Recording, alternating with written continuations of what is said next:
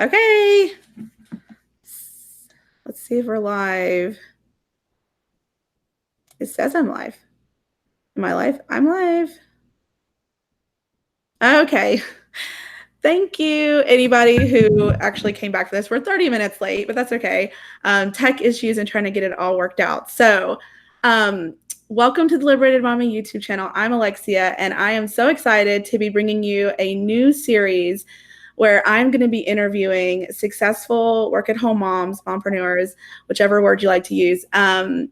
Because when you want to know how to do something, you go to the experts. And so today I'm talking to Kristin Ostrander, and I am so excited to hear her success story.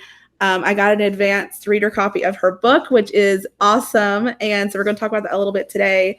And I'll go ahead and let her give a little bit of intro. So Kristin, if you could just tell us kind of a little bit about yourself and how you started working from home in the first place.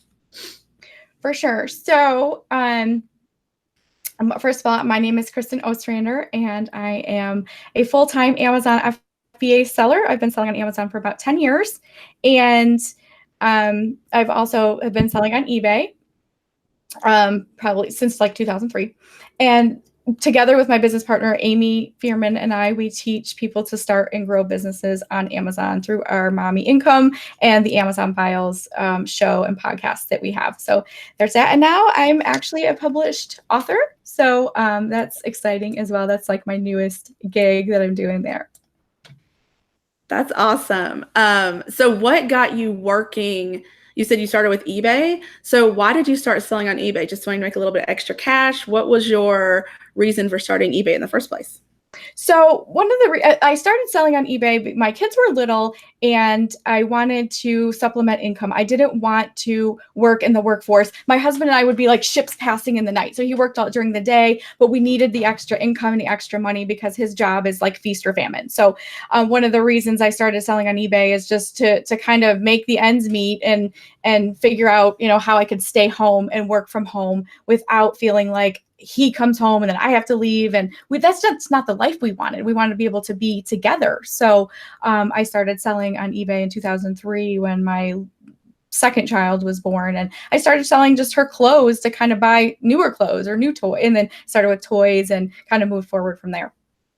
Yeah, I hear a lot of people start that way, is that they kind of just grab stuff from around their house and they start, and then I feel like it kind of either it accidentally turns into a business, or all of a sudden they're like, wait a second, I could like on purpose go out and buy things to sell on eBay. Did you make that transition, or did it kind of just stay a background hobby for you?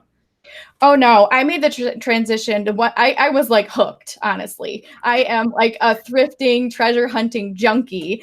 And I've always been kind of a bargain shopper, shopping at like yard sales. Even when I was a kid, my parents used to be like, wow, she can stretch $1. And we didn't even have to teach her how to do that. She just, was able to look at numbers and go, oh, I can get more for my money here and there. So I've always been kind of a thrifter and thrift shopper and whatever. And so once I started selling on eBay, I sold my daughter's clothes and then some toy items, then I was like, oh my gosh, what else can I sell? So I started yard selling and picking up stuff on purpose to resell. And then eventually graduated to going to the dollar store and buying like retail arbitrage items and not just thrifting items, but I would go there and start seeing what I could flip. And, over time I ended up discovering Amazon and then doing that full time. That's awesome. So, you said you had little kids at home when you were doing all of this? Yeah. So I had a newborn and a 3-year-old, and my 3-year-old was literally crazy. Little boys are rambunctious and fun. Not all of them, I guess, but mine was super rambunctious and silly and crazy. And when I had my second one, he was just all over the place. So it was really a challenge to have him underfoot while I was trying to do all that, plus having a baby. So it was, it was kind of crazy. Oh my goodness. My son is wild. Like I feel like, I've thought, is it something I'm doing? But, it's really, really hard to work from home. I actually decided to put him in like a day school 3 days a week so that I could get stuff done, because transitioning from working full time to coming home with him here all the time is just a huge transition for me. So how did you get things done with little ones around like that? Not only you have one, but two little ones. So how did you even grow a business like that? So what I did to grow the business is my 15-minute hustle strategy. So what I realized when he was 3 and I had a newborn and trying to juggle all the things, that I would have about 15 minutes of getting stuff done. I would be able to get something done within 15 minutes, and that's about all I had before he would go wild and crazy. Or one time he climbed up the TV cabinet and we had a fish bowl up there. It was his pet, but he decided he was going to try to climb up the thing to see if he could see the fish in there. In the meantime, it's falling over on him. The fish bowl goes everywhere. I mean, this is the kind of crazy stuff that would happen. He'd climb up there and the fish bowl went flying. There was a candle burning that went flying. I'm like, oh my word. But I'd have about 15 minutes before something crazy like that would happen on a regular basis. And so I created the 15-minute hustle. What I had was I created a master list of tasks that I needed to do both for domestically and business and just anything I needed to get done. And I had this task list. So anytime I could keep him occupied for a few minutes, maybe the baby was down or she was in the exerciser or something like that, then I was able to grab that list and be like, what can I get started on? What can I do? It's not always that you finish in the 15 minutes. It's actually that you can just at least get started and get something done. It's also knowing what's coming next. If you don't have that list, if you don't have that strategy and plan in place, when you get 15 minutes of time that you could capitalize on, you're kind of like, I don't know what to do. What am I supposed to be doing? And then you end up like trolling the internet or something instead of getting anything done. So I've always, used that. And now I still practice that today. This is like my 15-minute hustle chart that I have laminated. And then I just write my 4. This is actually a spare one, but my other one actually has stuff written on it.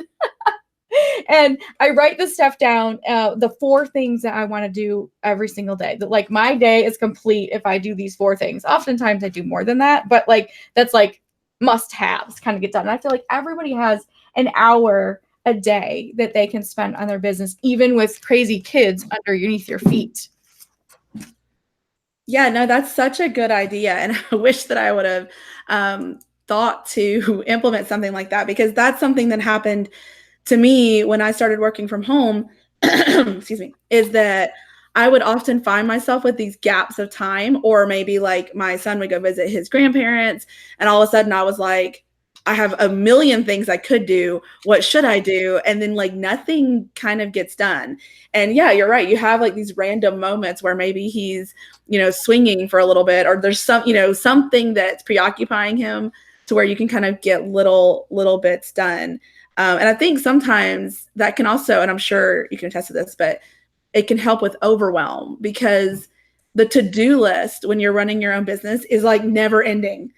The struggle is real. The to-do list never ends, but the reality is there's always priorities. It's like, what is the most important thing I need to do today to move my business forward? When I talk about 15-minute hustles, a lot of people are just like, well, you can't get anything done in 15 minutes, or what really good is it going to do when you do 15 minutes of work? But I always talk about like the BRIC strategy. So if you think about laying bricks or a foundation, or maybe you're building a path of some sort, one brick by itself doesn't look like anything.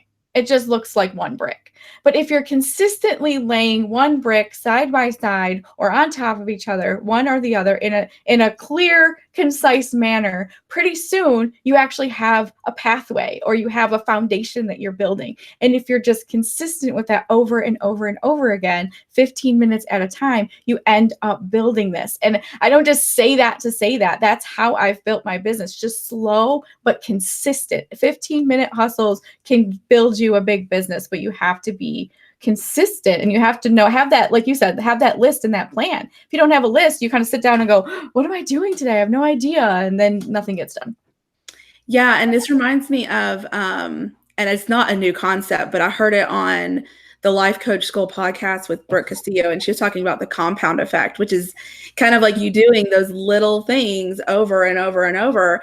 And that just blew my mind, because I was like, obviously, you don't just, like you said, you don't just end up with a house. You start with little bits and you do little pieces. And we forget that that's the same thing with our business, with anything you're doing, losing weight, or, like growing the business. It feels like when you do something small, it's like, oh, it doesn't matter. But in her example, in her podcast, she was talking about how she was recording that podcast episode.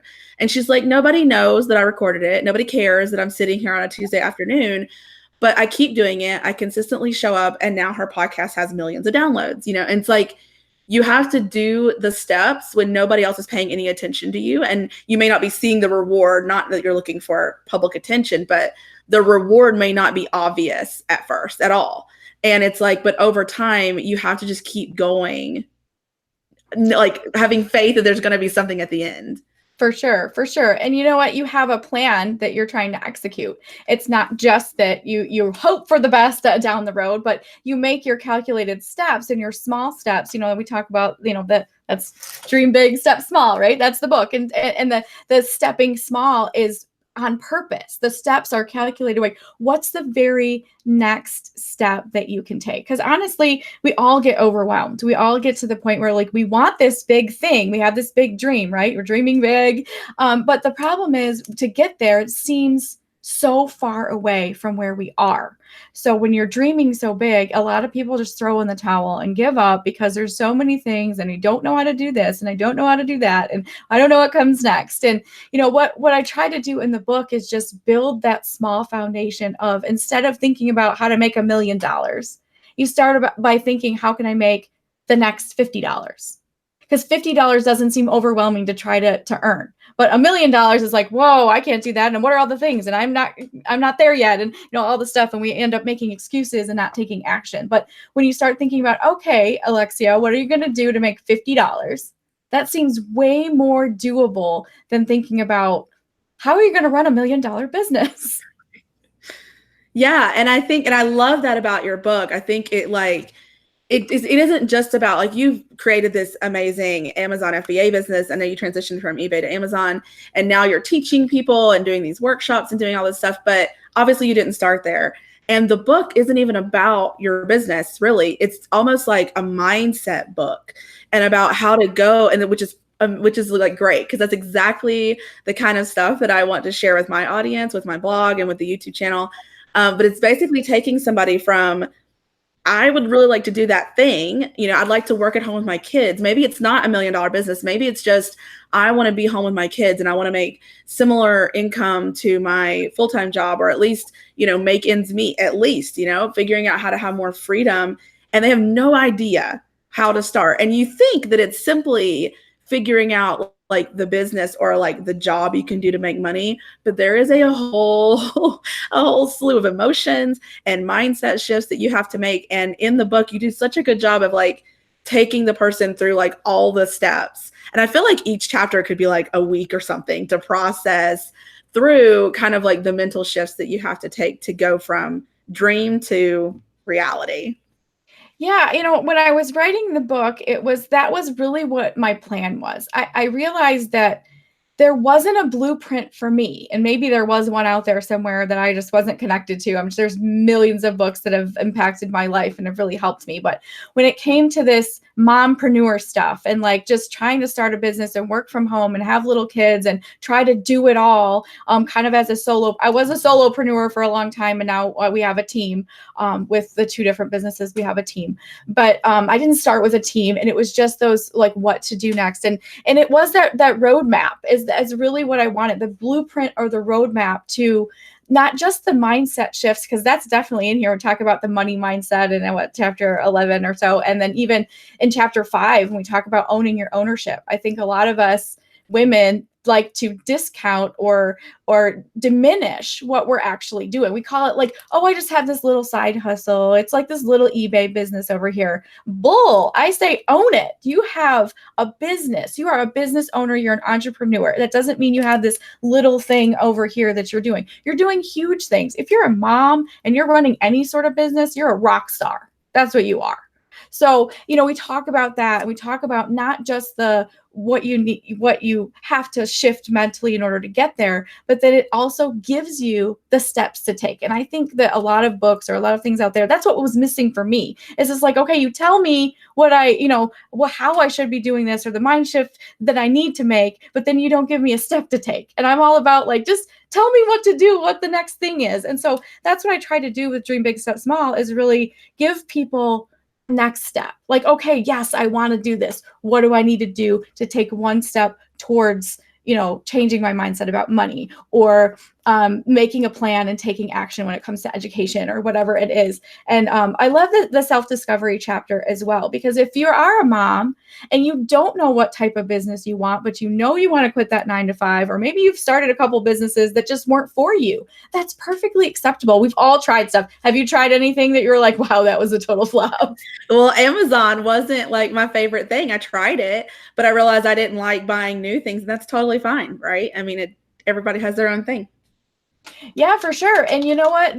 We've all, I swear, like all of us women probably have tried many different things, whether it's at home sales, maybe you've had a job or a hobby or something else that you've tried, direct marketing or direct sales, or, MLM style things, or whatever it was for you. Some people have tried eBay and have hated it. You've tried Amazon and it wasn't your thing. And so, in the book, I talk about that too, with the self-discovery chapter, I think it's chapter 3, that it's perfectly okay to try stuff and not quit when it's hard, because we all tend to want to quit when things get hard and we don't know what's doing. We're perfect examples of that this morning, right? We did not quit on this YouTube live, even though it was hard and we couldn't figure it out. We got it. And so we don't quit when it's hard. We quit after a time when we've put our time in and realize that this just isn't for me. And so I'm giving you permission to start stuff that's new, give it some time to see if it's for you, and then move on if it's not. That doesn't make you a quitter. It makes you smart. Yeah. And I love how in that chapter, I think it was that chapter where you talked about like mining for gold. I was like, oh, that is so good.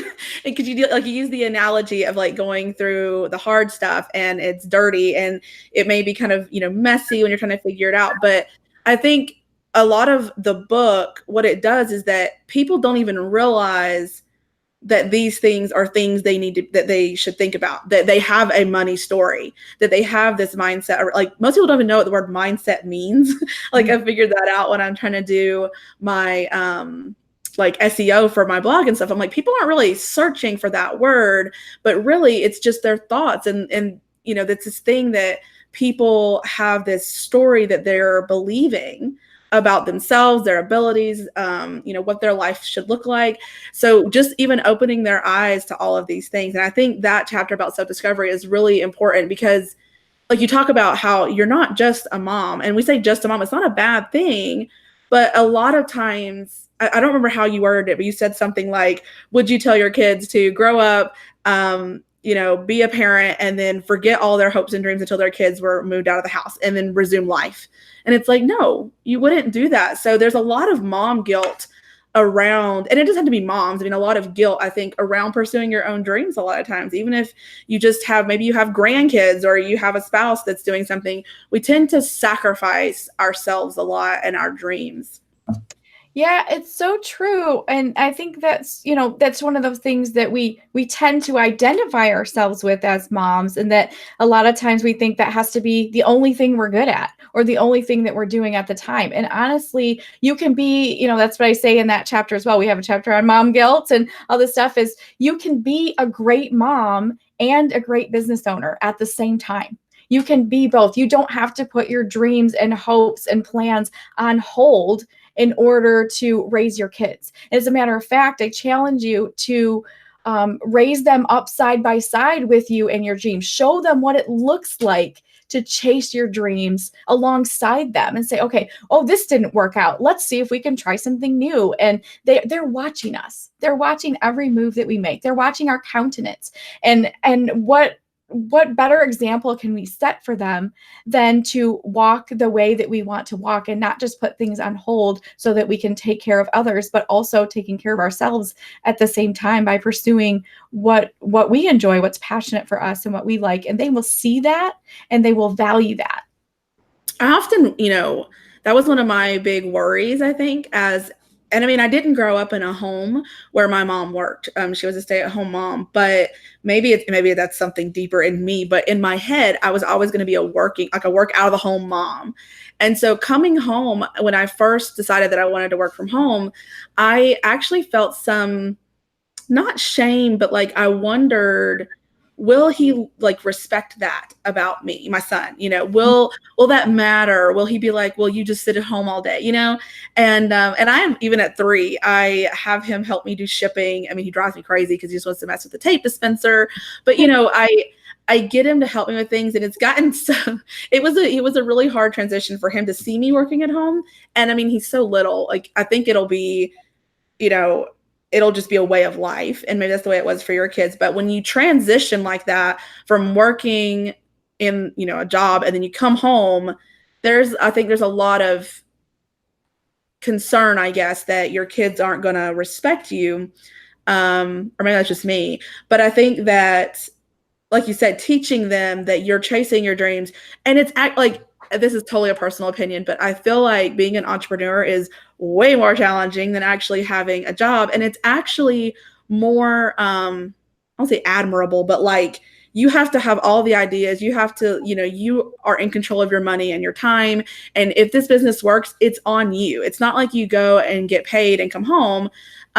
It's a bigger way to make an impact for me anyway, because I don't have, I'm not a medical doctor or something where I can make a big impact that way.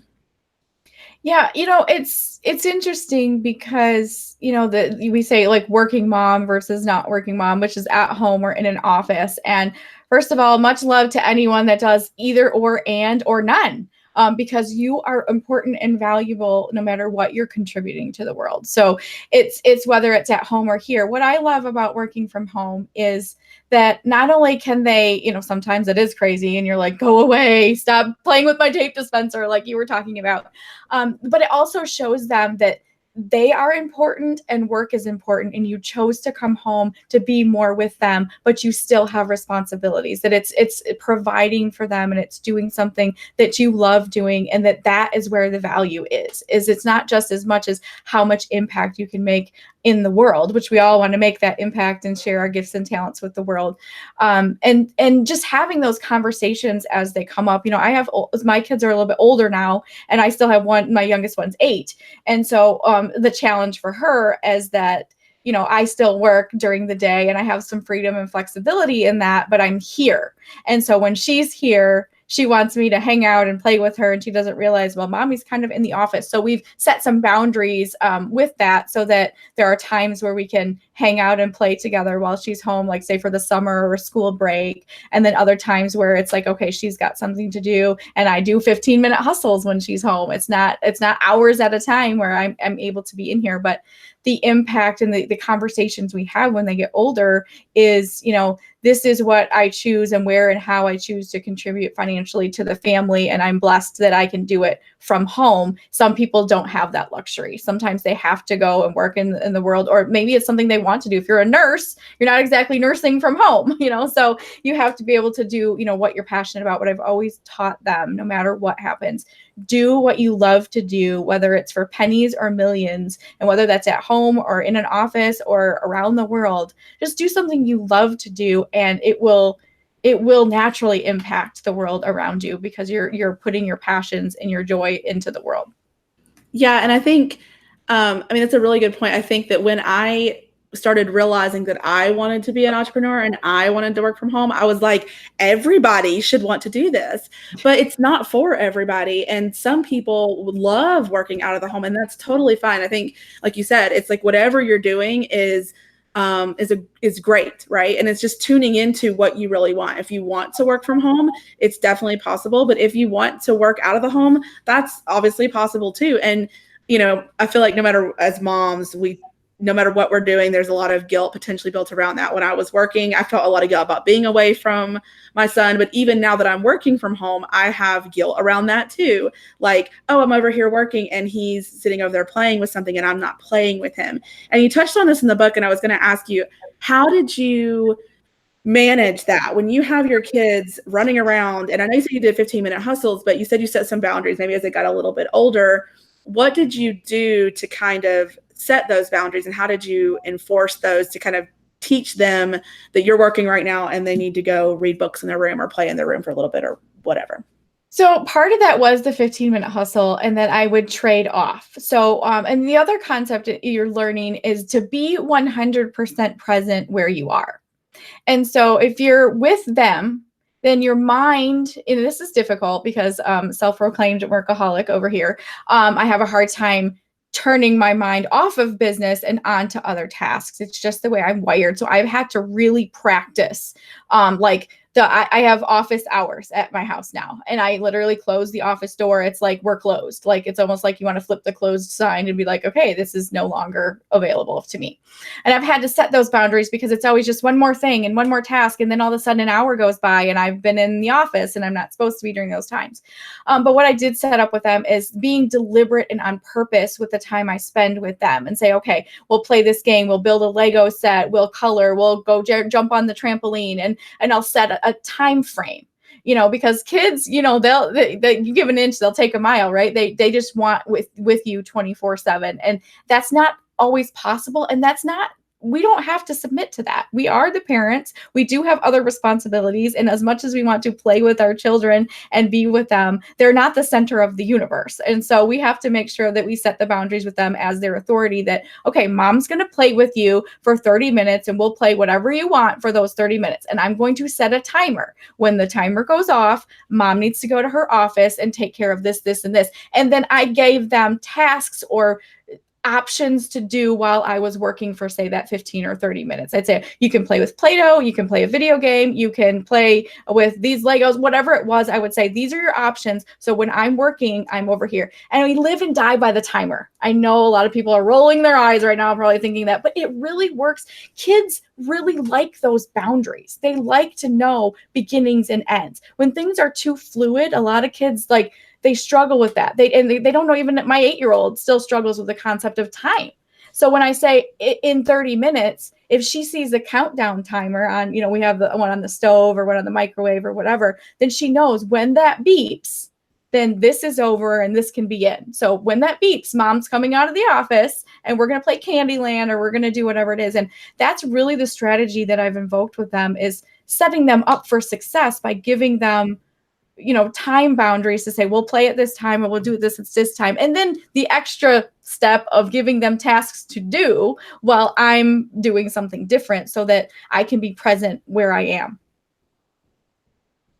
Yeah, no, that's really good. And I've even started to, because I'm a first-time mom and only have one. So I feel like, I don't know if it would be easier with multiples, but I feel like they could entertain each other a little bit. But I've started to realize that timer mentality. If I take him to the park, if I do something, I'm like, okay, when this timer beeps, we are finished. You have to leave. And it's like it prepares him and he knows that solid. Instead of me saying, let's go now or a couple more minutes, it doesn't really resonate as well.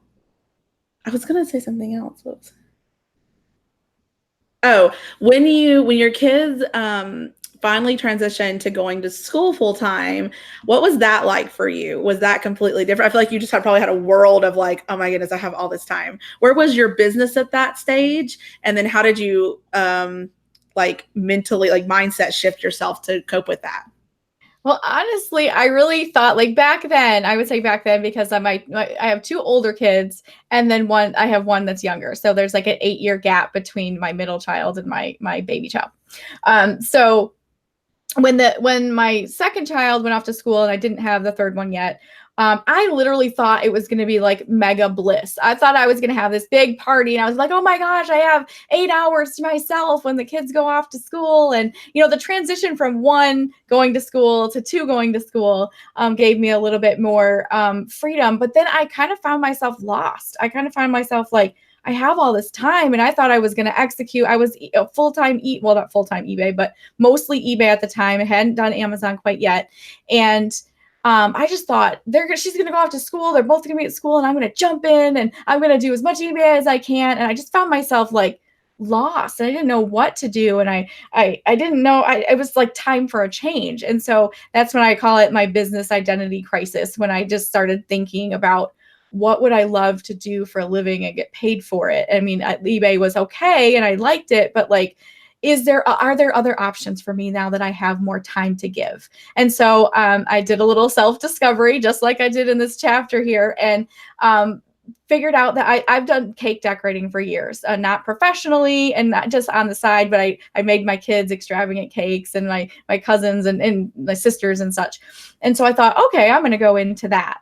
And so I signed up for some professional classes at the local community college that offered professional cake decorating, but I had to take like all the prereqs first, like culinary 101 and food safety and all these boring classes in order to like get to the cake decorating, right? And so I really thought that that was going to be something that I would love to do. And I was super passionate about doing it because I loved doing it like for my kids. And I was pretty good at it. I just needed some skills and training.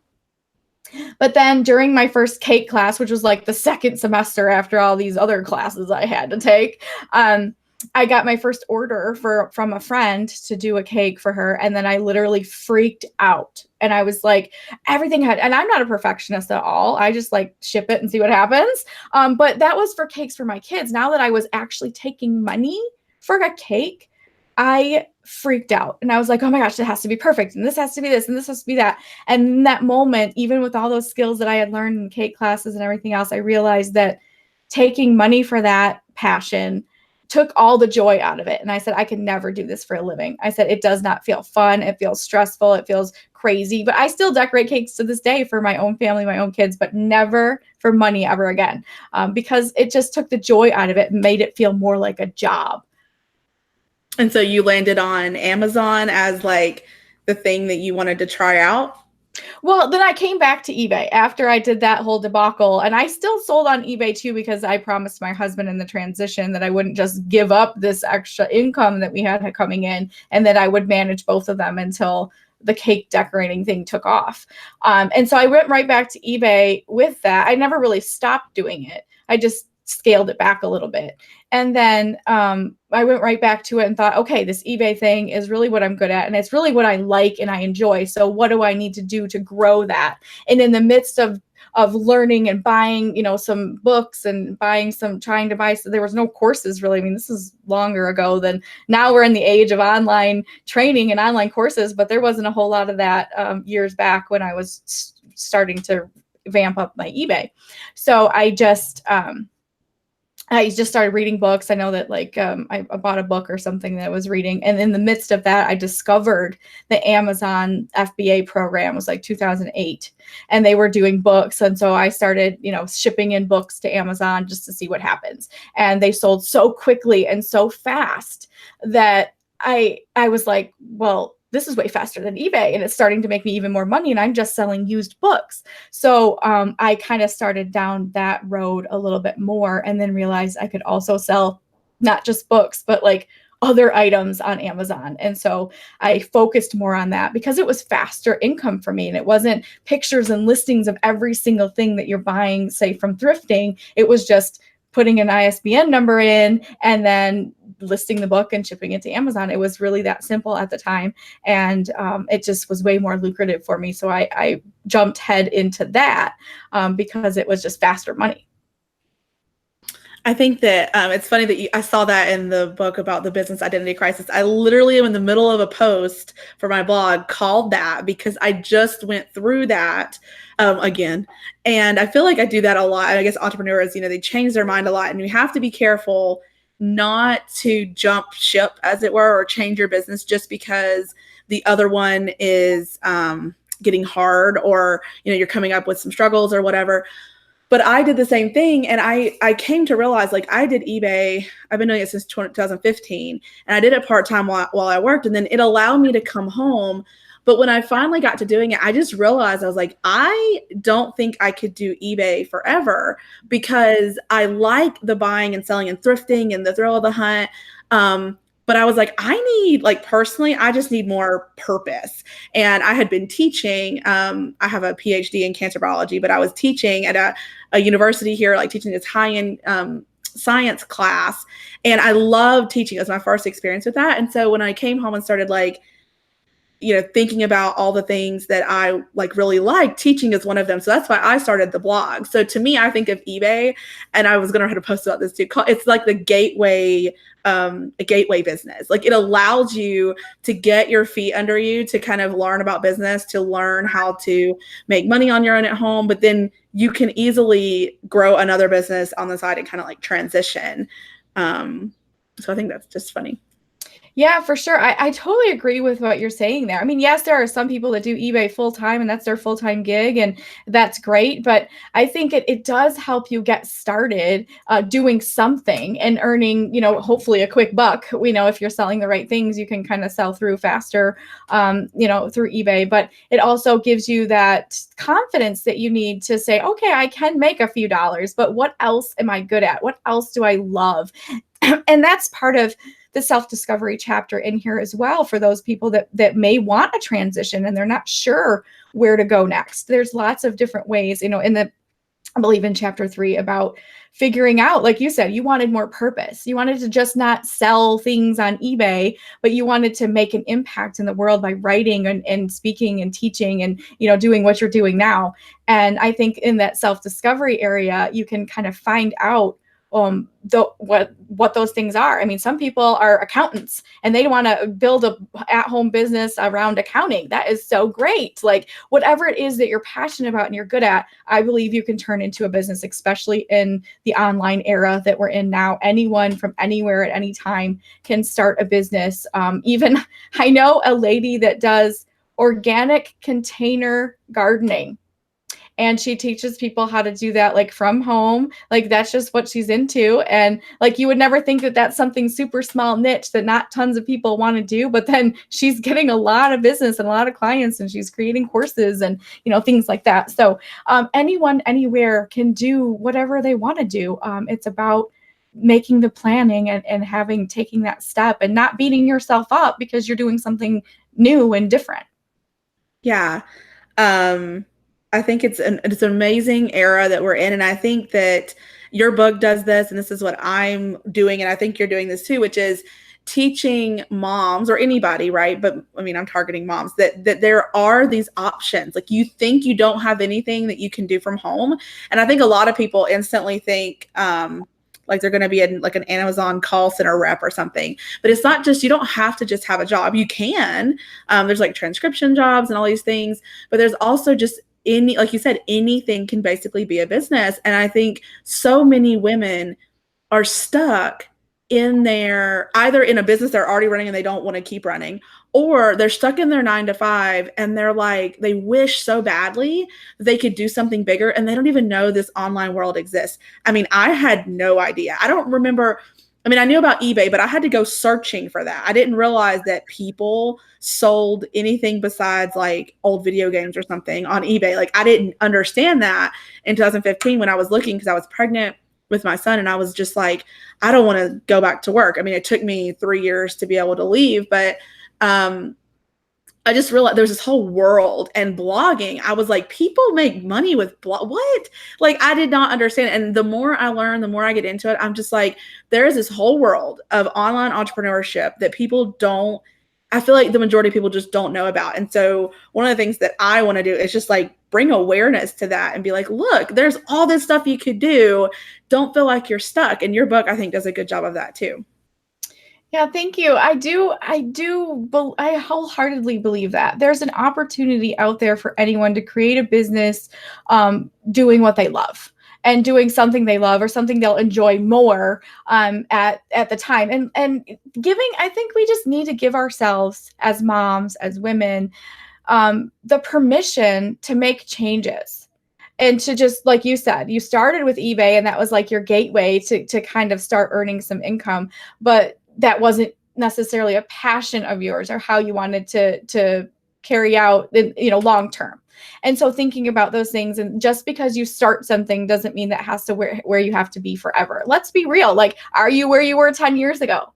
No, you're not. And you're not going to be here in 10 years. You're going to be somewhere different or doing something different, or maybe a version of what you're doing now. But, there's technology coming up and everything that's changing all the time. Like if you'd have told me 10 years ago that I'd be live streaming on YouTube, I'd probably just laugh, be like, what the heck is live streaming? You know, things that didn't exist before. But that's the beauty of it, is because these things exist, anyone anywhere can start a business and start services or sell something or create things. I know people that create and sell t-shirts on Amazon through Merch by Amazon. That's all they do all day is design t-shirts and upload them, and they don't have inventory and they don't have anything like that. And there's so many different opportunities out there to earn an income, and giving yourself permission to try a few of them to see which one you really enjoy is super helpful. And I think you just need to give yourself permission for that.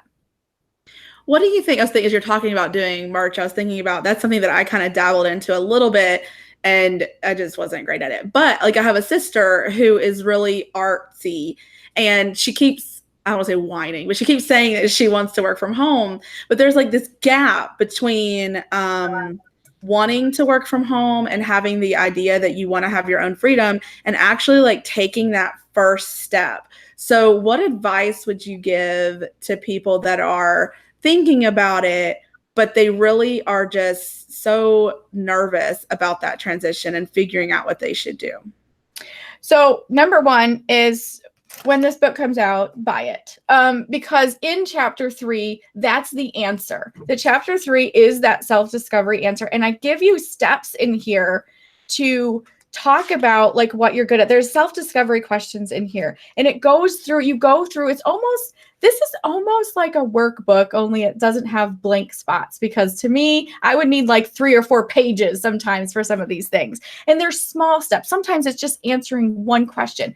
But the reality is that if you're like your sister, let's talk about her for a minute. She's very artsy. She wants to do something, me and my air quotes, something online, but she doesn't know exactly what yet. And she doesn't know how she will monetize that. So if she's doing paintings, or she's doing, what kind of sculptures or something that she's doing, and how does she turn that into a business? And that's part of the self-discovery questions. First of all, what it is that you're good at, what other people tell you you're good at, what are your skills, what do you know about, what are you knowledgeable about, and then what does that look like translating into a business? Is it service-based? Is it product-based? Are you going to create products to sell? Are you going to create digital products to sell? Are you going to write a book? Are you going to sell paintings? Are you going to teach classes? Are you going to do it in person or live? So there's so many different options, but we're basing it on what your skill sets are. What are you bringing to the table? Because every single person in the universe has cultural backgrounds, religious backgrounds, educational backgrounds. You're from a town, you're from a city, you're from a state, you're from a country. You have skills and perspectives to offer the world that no one else can offer. We are talking to the same group of moms, but you have a different skill set and a different background and a different perspective to offer than me. And that's what makes it so beautiful, is that there's room for every story. There's room for every teacher, because not everyone's going to resonate with everyone. We've all listened to podcasts that were like, oh, that's not the one for me, and you click it off. Either it could be someone's voice grating on your ears. It could just be the material or the way that they presented it was just not for you. And that's perfectly okay, because it is for someone. And so just knowing that there's room for people like your sister, and for people anyone. If there's other lawyers out there, people are like, oh, well, there's a million lawyers out there. There's no room for me to be a lawyer. Surely there is. You can't serve all the people all the time. So, you're meant to serve a specific group of people. There's always room at the table for you. Yeah, for sure. So what are you working on now that's got you like super fired up? I know you have your book coming out. Can you talk about that a little bit? When does it come out? So right now it's available on Amazon for pre-order. So you can go to Amazon and go, or if people still go to like Barnes and Noble or iBooks, Apple Books, it's all on all the digital platforms right now. Amazon, you can pre-order it on Amazon right now.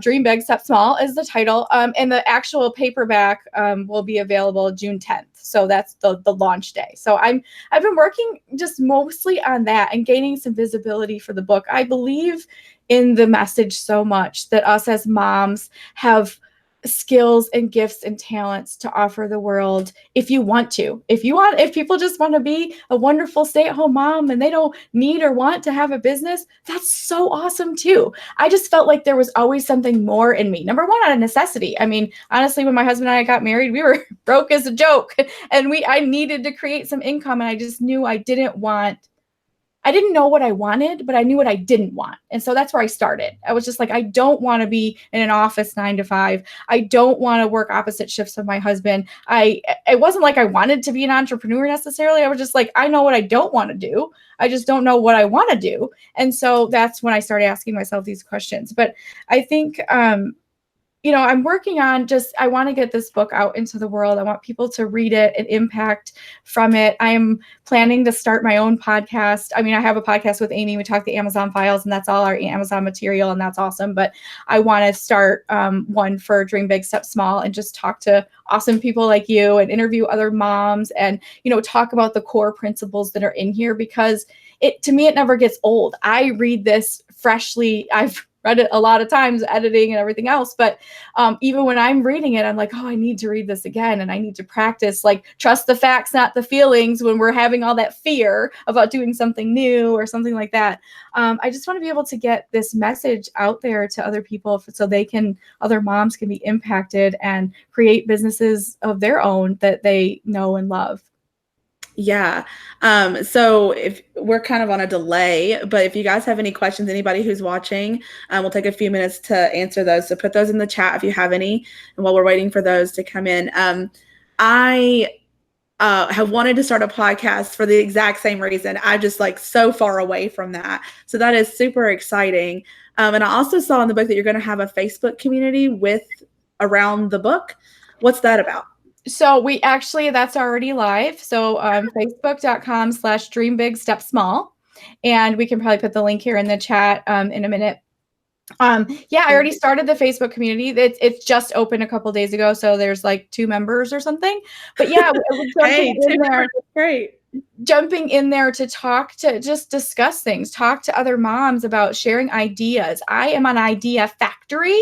I can't seem to turn off the ideas. So you give me one thing and I run in the direction of it, and I want to plan and start and execute like right this second. So that's what's coming up for me. I also have a mini workshop coming up in June that I'm excited about that goes along with Dream Big, Step Small. It's called the Step Small Action Plan workshop. And so I'm workshopping with about 4 other women when it comes to that. So I'd love to be able to reach more women with those mini workshops. They're kind of in person, 9 to 4, lunch provided, where we just tackle your biggest business challenge. And in your biggest business challenge, it might just be, I don't know what business I want to start. And those are my favorite conversations, because I love pulling the amazingness out of women that they don't see themselves. Sometimes they're like, well, I'm not good at anything, or I don't know what I want to do, and I don't have this. And then by the end of the session, we have their business picked out and they know what their next steps are. And that's my jam. And so I'm doing that in the Chicago area in June. If anyone's interested, they can reach out to me. I think I have a couple spots left for June, and then I'm going to do a couple other ones locally to me. So I'm excited about that as well. And I think that it's just, I hope you do, by the way, start your podcast. You should. That's one of the things. I think you're overwhelmed, right? It's like on-air coaching we're doing right now, right? Next steps. So read the book and like, okay, what's the next small step that you can take towards your podcast? Because we think we all have to figure it all out right now before we start, right? Is that how you're feeling? Yeah, well, I mean, and yeah, it's like, and I've thought to myself, like, I should just get started, because it would be something similar to like what we're doing right now with YouTube. It's just the same thing. And I'm like, maybe I could just take that audio and put it over on the podcast. But yes, you can. We do that with the Amazon files. We have the live show that we do every week, and then we take that audio and put it on the podcast. That's how we started our podcast. Yeah. So that's brilliant. This could be your first episode. Yeah, because I think I am a podcast junkie. I love podcasts. I've been listening to them forever and ever and ever. And I've always thought, like, even though I'm writing with the blog, I do much better talking, and I like to talk it out more. And I think that having a podcast would just be awesome, because my idea for a podcast would be to talk to those women who are on their way in and out of work, like on their commute, because I used to listen to podcasts all the time, and I was constantly looking for something that I could listen to help me grow my business, to help me grow myself, like something that was like, instead of wasting time in traffic. Yeah. And so it would just be awesome to be that voice in their ear, kind of encouraging them and motivating them on their daily commute. Well, I'm throwing down the challenge flag now. You're not going to get away that easy. So now you have the Liberated Mommy podcast on the docket, and I'm going to be your first subscriber and listener. Thank you. I think that it is really so valuable to be able, like you just said, there's room for you to be able to do that. And there's next steps. So pick up your Dream Big, Step Small book and be like, okay, where am I? And what's my next step to get closer? Because lay those bricks 15 minutes at a time. By the end of next month, you could have a podcast up and live. You take just those small steps every day. Yeah. And that's really what this book is. It's not just an inspirational hope for a future. It's a plan. There's a blueprint in here, and it's called PLAN, plan. You know, you prepare, you learn, you apply, and you take your next step. And that's my plan blueprint. This is about action, because you can have all the starry-eyed dreams in the world, but that doesn't put money in your pocket or passion in your soul if you don't take steps towards it. So that's the passion I have about my book. And I want people to just put it into action, because I've seen people succeed when they do that. And that's why I'm here. That's why I feel like is my purpose in life, is just to help drive the boat a little bit for people that are kind of scared of bringing everyone in, and let's take that next action step together. So the Facebook community is facebook.com/dreambigstepsmall. So if you guys want to put it in there, but it was, join me in the Facebook group there. And of course, well, now that there's maybe going to be a couple members in there, then I'll actually can put some content in there. There's 5, it said. Yay. So I'm excited. And yeah, I want to jump in there in videos, and we might do, after the book launches, I'm considering doing an author-led book club for the book for maybe, I mean, it's hard to do in the summer for a lot of people, but I'm available. So I'm thinking I'm going to walk through each chapter, maybe once a week for however many weeks or something like that, and kind of do an overview and kind of push people along, because I'm all about accountability. There's a whole chapter in there about accountability. And it's not just saying you're going to do something, but then taking that next step, even if it's 15-minute hustle, and moving forward to that. So that's my big dream, and that's my goal, is to be able to serve people and have them realize their own dreams. Well, I love everything you're doing, and I want to thank you so much for coming on today, for being patient and waiting through my technical issues. And where can people find out more about you and get in touch with you?